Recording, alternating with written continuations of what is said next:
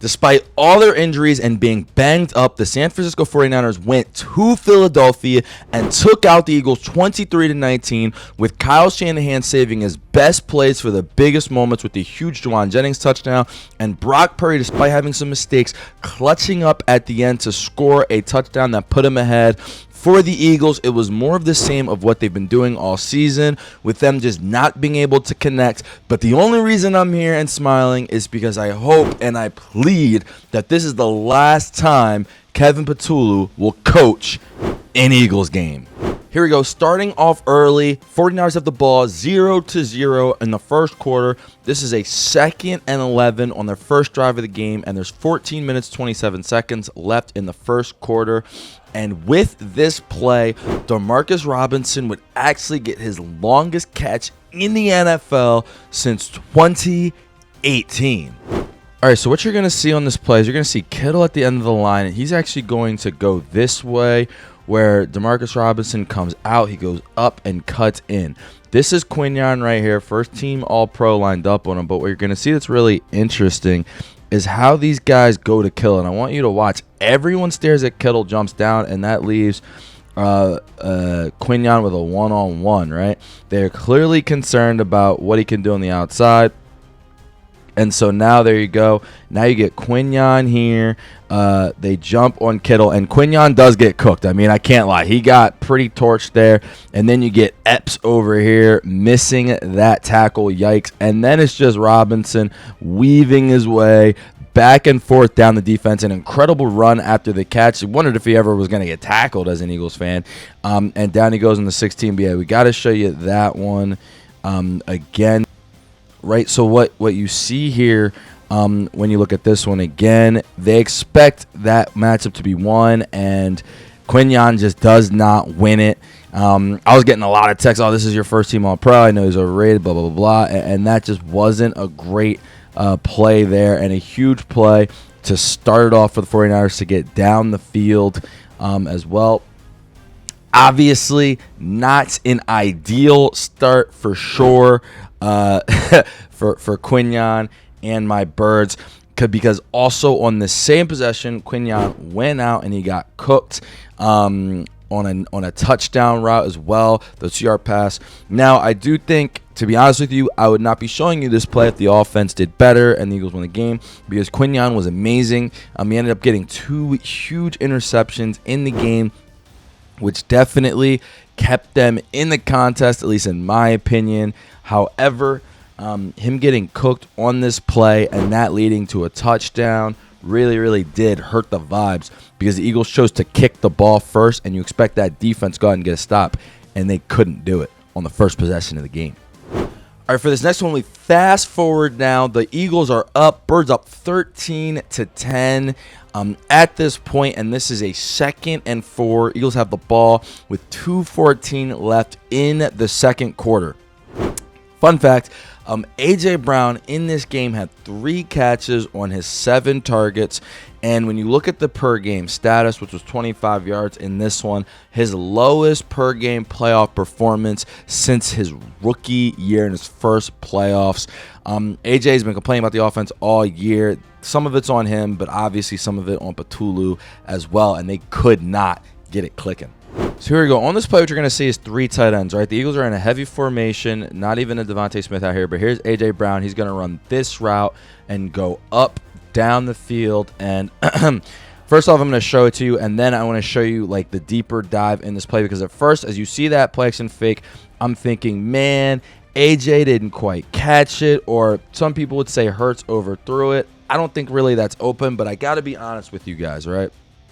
When looking at this play, and we'll show it to you from a different angle. He's going to go down here with it. And just looking at that, like, is that a little overthrown? Perhaps. I mean, I don't want to give my guy an excuse of it being windy, but okay, sure, Jalen has to hit that.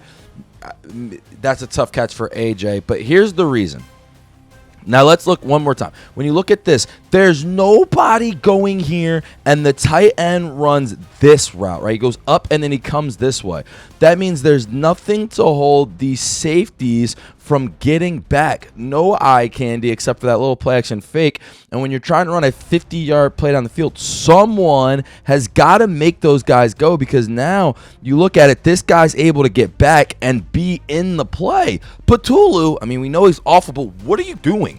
Like, I didn't even think this play was on him. I thought it was a good drive up bomb. But again, real quick, got to show it to you. Look at this. There's no one crossing. There's no one to take any of these guys. This is 4 quarters. There's no one to distract any of them from not playing this angle. And eventually someone realizes, hey, they're going deep here, and is able to make that play. Now, all that being said, A.J. Brown had another play. You know what I mean? I mean, first off, that's just frustrating. Like, that's just bad all the way around. But yes, did AJ later have a drop on a big play that I would have loved? Absolutely. I was mad at AJ for that one. Looked like a perfect throw to me. And then you got obviously him and Siranni arguing on the sideline, mainly because AJ left at this point with an injury. Well, he left with a little knee, not a real injury, but he was like limping around. Then he got back on the field, and Siranni was like, "Why'd you get on the field?" Whatever. Patulu is awful, and like this is the reason this offense has no second half adjustments, no explosiveness, and again, you saw it with this play. That's just didn't get the job done all day. So here we go. Fast forwarding now, and the Eagles are up 16-10, but the 49ers have the ball, and they have a 1st and 10 now with 14 minutes and 52 seconds left in the 4th quarter. And again, this time, no fun fact, no spoilers. I just want to show you guys this play because it was truly incredible. I gotta say, bar none, this was one of the best plays of the game, clearly. First, you're going to get this motion down here. There's just so much going on. And then he's going to come back, and then I'll just describe the rest of it to you guys in real time. But Kyle Shanahan cooking with the scheme. You see the motion, then the motion back, and then what you're going to get is Jauan Jennings coming out here. McCaffrey scooting for the huge touchdown there. They Philly specialed us, and I'm going to be honest, as soon as I saw that little, what's it called? As soon as I saw this kind of forming, I knew what play it was. A lot of teams love to run in different ways, but the motion before it really set that up. And there's just a couple things I want you guys to see on the other end, because we got to watch this one a couple more times. First off, down here, Reed, I don't know what he's waiting for. I don't know what exactly he's waiting for. So, again, this motion really does set up because it confuses things. But you look, oh, here's Reed. He's right here, and just I don't know what he's waiting for on that. It's an end around. Trust those guys. You got to get back, and McCaffrey there. So that's one part of it. The other part, we got to show it to you from this angle, right?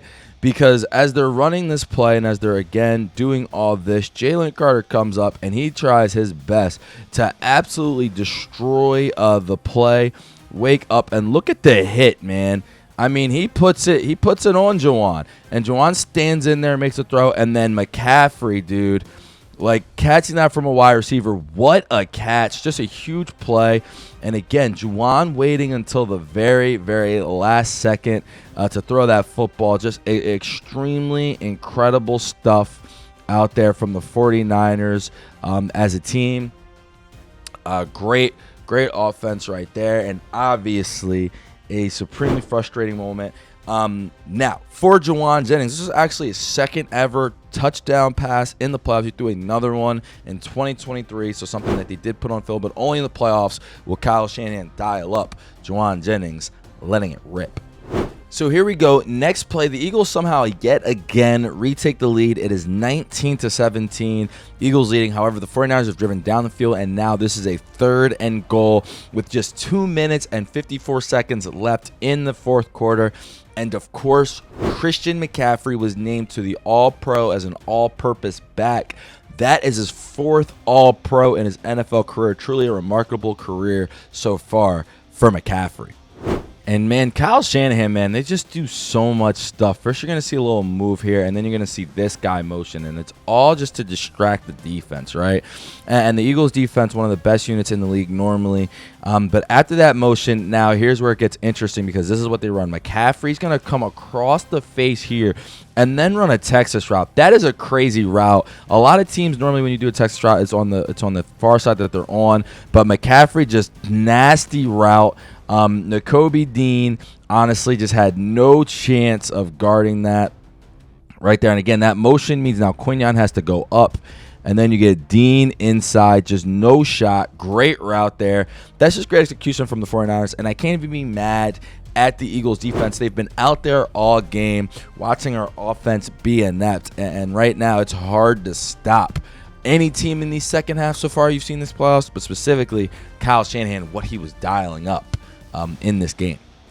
All right, before we get to our last play, there was just so much going on in this game. Just so many mistakes from the Eagles, as we've seen from them all season. First off, you have all these penalties. The huge hold on Cam Jurgens, which took away a big 10-yard run from Hurts, which would have been cool to start moving the ball down the football field when obviously the offense couldn't get it going. Another big hold on a Saquon screen. And just offensively, I mean, more of the same. Let's run it. Let's do nothing. Let's run it. Let's do nothing. And the offense in the second half, as they've been doing all season, completely fell apart. Only 6 points in the second half for the Eagles. That is the lowest of anyone so far this round of the playoffs, except for the Chargers up to this point. So the other part as well, I mean, Jake Elliott cooked us by missing an extra point. Right, you know what I mean, in that first half. And even though he made some other field goals, that hurt because now they're in a situation, and here we are, where they're down to the Niners after that touchdown, 23-19. It would have been great, 23-20, maybe go down, kick a field goal, but this team didn't deserve it. And this is a 4th and 11 with 43 seconds left on the clock. I'm going to save the fun fact, but something else to note as we enter this play. The Eagles completely botched this situation the play before by calling a timeout when they had 3 of them with 43 seconds left. Why they botched it is they could have possibly gotten a stop, maybe got the ball back, give yourself a last-ditch effort, but instead they put all of it on this play with Kevin Batulu, and they said, let's see with a timeout what you can dial up. I actually haven't been on this drum. It's the last play of our podcast, but now it's time to say, I mean, Batulu got to get fired, and I don't know if I've seen really a worse play. I mean, I've only been doing the film in a year, but I don't know if I've seen a worse play in a big moment. So remember, this is 4th and 11. They're going to motion out A.J. Brown here, and this is what they're going to run, bro. I'm just going to draw what Goddard does and where he's trying to throw the ball first, and I want to see if you guys see why this is such an awful play as we run it. So you're going to see the motion. A.J., he's trying to go Goddard. The 49ers back up everyone, and obviously that play not open, not great. But here's why I say that's a terrible play, right? Let's look at everybody else. So first off, let's look at AJ. AJ's going to go here, right? So that wasn't open. I mean, AJ's had a tough game, but he's just going to run a go route. It's 4th and 11. You're at the, 21. You had a timeout. You could have run a comeback and kind of stop at the marker, like stop right here. This guy as well is going to go deep, and that's going to give you nothing. But here's my big problem. If you're going to run Goddard here, this guy cannot also be right the freak here. What are we doing? There's no, everyone is either in here or they're outside the margins. That's terrible. And I guess we'll play it. Let's see if you guys can see it. But look at this. Everyone is inside. Everybody is inside playing that. There's no design. There's no thought.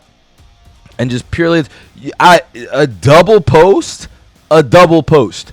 And remember, a post just means you're kind of going up here. A crosser, right, to show you what a crosser would be, that's more like you're going over and you're at least like creating a twist. But the post action, what it does is it stems up high, so it doesn't really create any like thought between those guys, and just it doesn't get any worse. Just everyone's in there knowing what you got to do, and they throw it right there. I mean, my God, man. I hope that this is the last time I see Batulu. This is the Eagles' first home playoff loss since 2021. Thank you, Kevin. Get him out of the building. It was just an awful display, specifically in the second half. And I was worried specifically about the team. And honestly, a little relieved because this offense was unsustainable, and us winning in a round might lose you the chance to get Mike McDaniels or a better coach in the building. So obviously from the Eagles' perspective, you guys got the rant. Petula needs to go. Siranni, it's getting a little weird, I have to say. My boy Darnell Jones, he sent me a funny meme with Siranni. I'll post it, of Siranni getting chased by Eagles fans. Look, man, that wasn't great. And the fact that you picked Petula and you allowed this to happen, specifically with the penalties, 7 penalties to 1, when that has been an issue for the team all year, to not get that cleaned up is wild and ridiculous. And a lot of that does have to fall on Siranni. But for the 49ers, man, Kyle Shanahan, that was just what they've done this season is excellent. And we didn't even talk about, but George Kittle leaving the game, and despite all of that, they still were able to get it done, to really out-scheme the Eagles when it's clear the Eagles, I mean, their defense is healthy. Like, it's clear the Eagles have more talent, and Shanahan, that's why he's one of the best in the business. However, going forward, they take on the team that I thought would make the Super Bowl in the Seattle Seahawks. We'll have that preview for you guys later, but that's going to be an interesting game, and that's a lot to ask the 49ers to handle now, to go Seattle, then beat the Eagles on the road, and now back to Seattle. But we will see if they can get it done and kind of have a miraculous playoff run.